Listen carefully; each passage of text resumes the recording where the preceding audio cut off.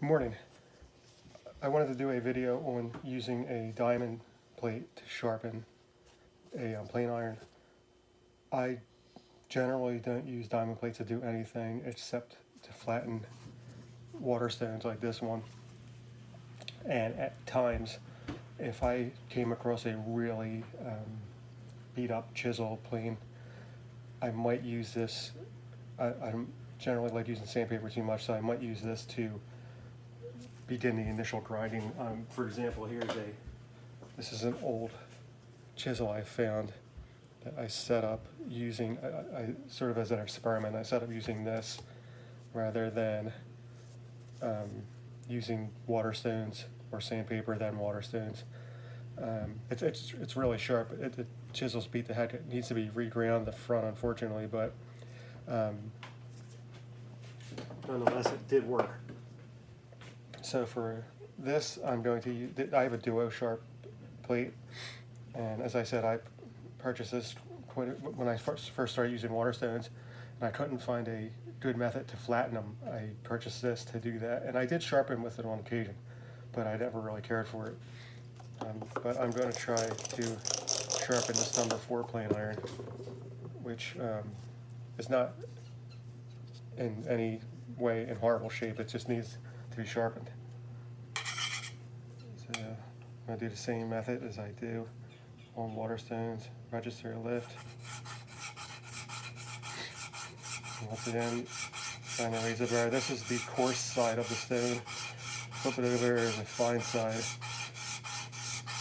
I am not sure which grits are corresponding to each side. I don't really know, to be honest. I just know that one is coarse and one is supposedly fine. So almost have a barrel all the way across. Again, register.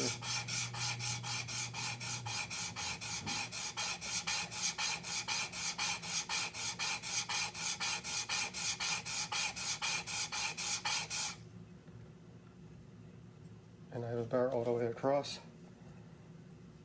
I will use this to remove the bar, which I normally wouldn't do, but I'm doing that just to see what we get when we're finished. Flip it over.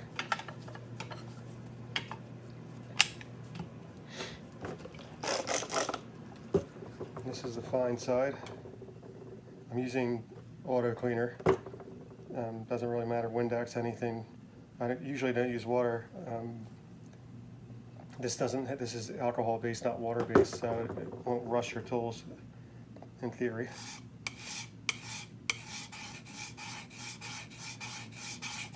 Just trying to spread out the cleaner fluid there.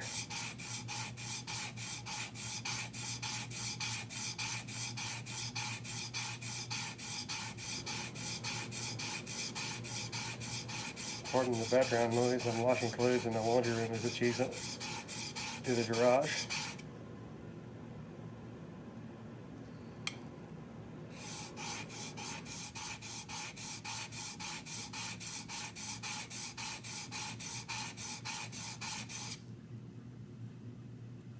I have a bar all the way across, and we have an even grind in the front.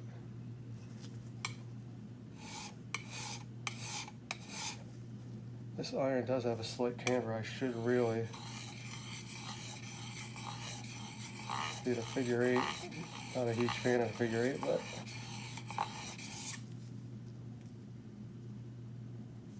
there's the bar.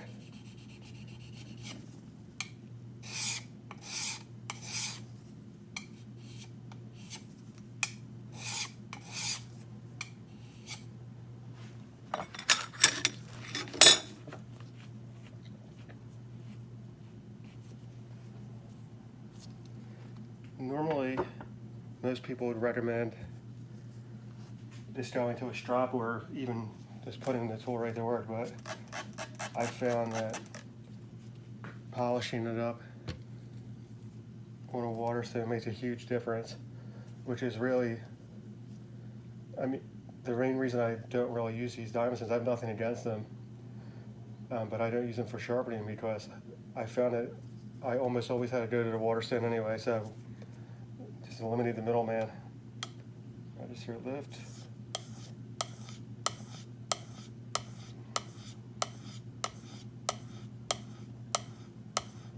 The one thing with 8,000 grit water stones is he did an extremely fine burr. You don't get that pronounced burr. I already have a touch of on there. Register lift. But you don't get that pronounced burr that you get with an Arkansas stone or an India stone or any type of oil-based stone, at least in my experience.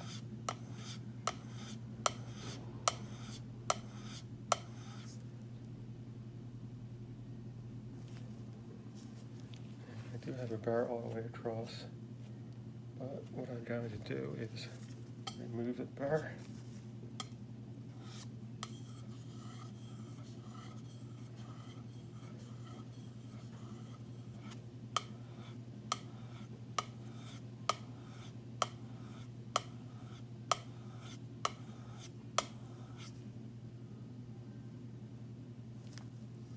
The burr all the way across again. It's a beautiful fall day today.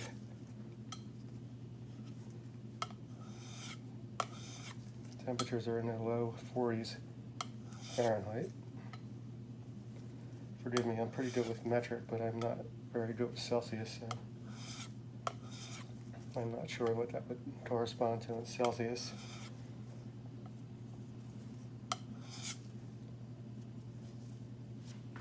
Now we will go to the strap.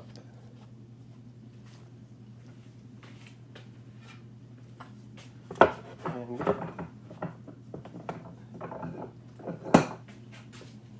I will charge the strap again. It really doesn't need it, but also it can't hurt.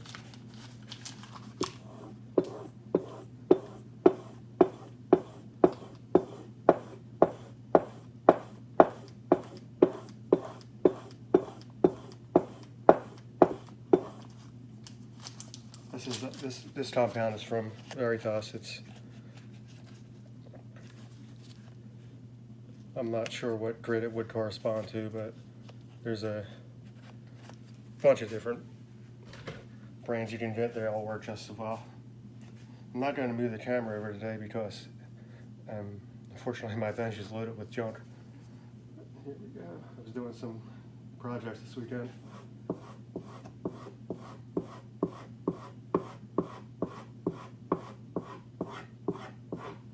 And lifting this up on the corners a little bit.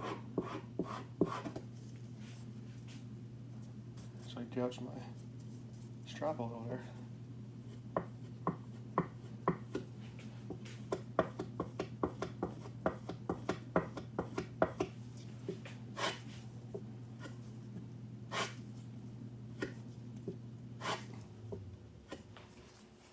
And it should be good.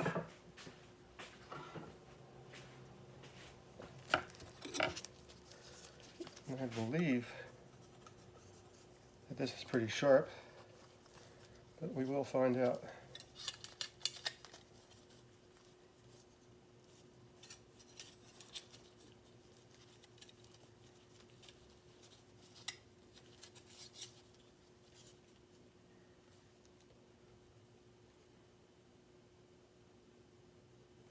Sorry, once again, my hands are kind of arthritic, which I hate to say because I'm only 50 years old. But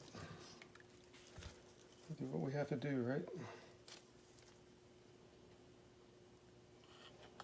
I'm always really careful when I put these in. There's guys I've seen, and they're pretty good. They just place it right in there like it's nothing. Hands of a surgeon, I guess.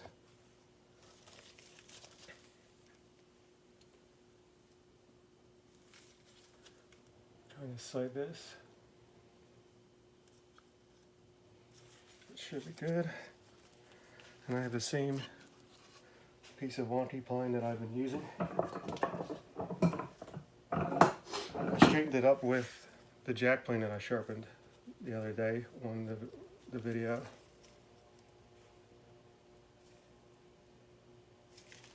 see what we got.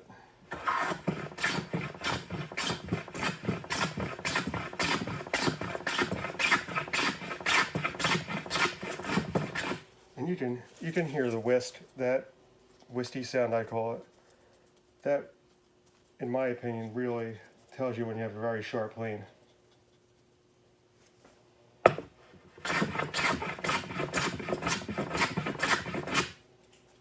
And let's see if I can take some really fine shavings.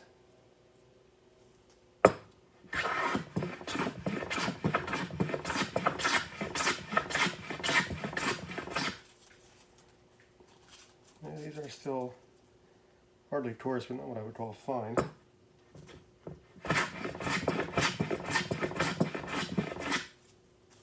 That was much finer. See how far I can back it off.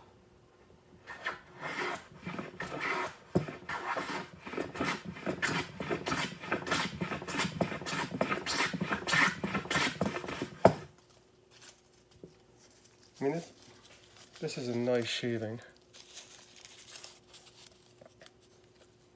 As I said, my hands just don't work, so forgive me. I have a lot of trouble gripping things like that.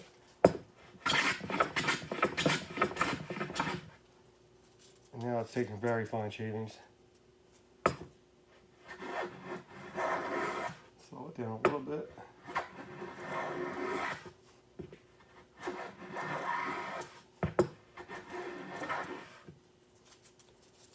They're very thin. Chop it off a little bit more, see what we get.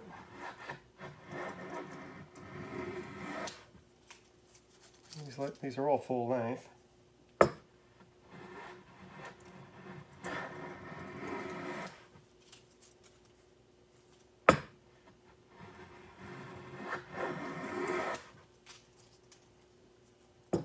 And seeing how far we can get.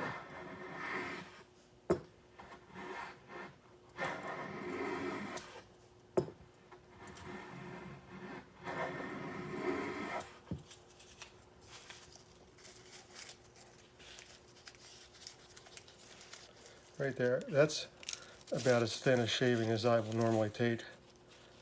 Tend to go thinner, but it's translucent. Let's have a surface to this. So I am actually going against the grain. But we'll try it with the grain.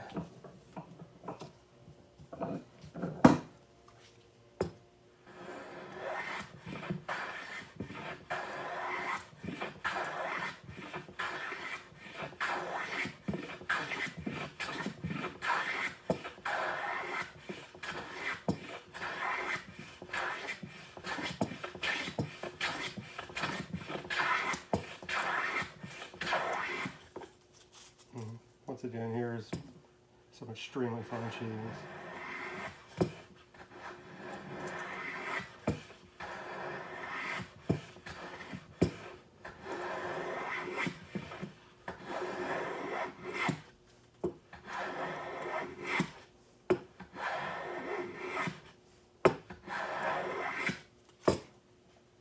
So yeah, the DuoSharp plate I use here, I'd be willing to say that for most woodworking tasks, you can use this, and I would always recommend using a strap with everything.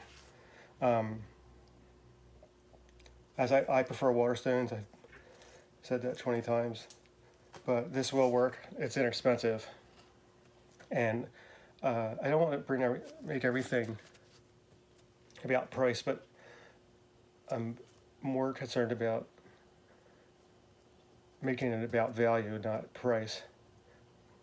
A value could mean $1 through the roof. And that's what I was saying about really fine, super expensive, super fine grit water stones and other stones for that matter. We could say what they're worth, and $200 they might be worth every penny, but the value that you're getting for your $200 might not be worth that price. Because as I've discovered, you can This stone I think runs around $65 today, maybe a little bit more, maybe a little less. I purchased it for a lot less than that, but it was quite a few years back. And I've had it for that long, and I've used it to flatten my water stones many, many times. So it has held up quite well. But the value in this stone is greater than its cost, I would say. And there are certain stones, certain sharpening methods that I would say that that's not the case, especially for a home woodworker. You're a professional woodworker. You're making your living doing this. You're sharpening tools 2, 3, 4, 5 times a day, and you're going to want to spend the extra money for a tool or a sharpening system that you know is guaranteed to work every single time. It's not going to give you any issues, any problems, because time is certainly money in every aspect, even for an amateur, but especially for a pro. Our time is very valuable. It's the one thing we can't buy. It's the one thing we can't get any more of. That all being said, this and a strop will probably sharpen the majority of your woodworking chisels, planes, even your pocket knives, your marking knives, and you'd probably be happy with it. There's no need to go out and buy $300 or $400 diamond plate. I've seen them cost even more than that. But once again, I'm just trying to point out value rather than cost, because there's a big difference. And unfortunately for me, luckily I discovered it more quickly than others do, but I had a lot of trial and error as well. And I wish I had that time back. I wish I had that money back. So hopefully this will help you make some decisions that are beneficial both to your woodworking and to your wallet. And if you have any questions, just leave a comment and I will hopefully be able to answer them. Thanks. Bye.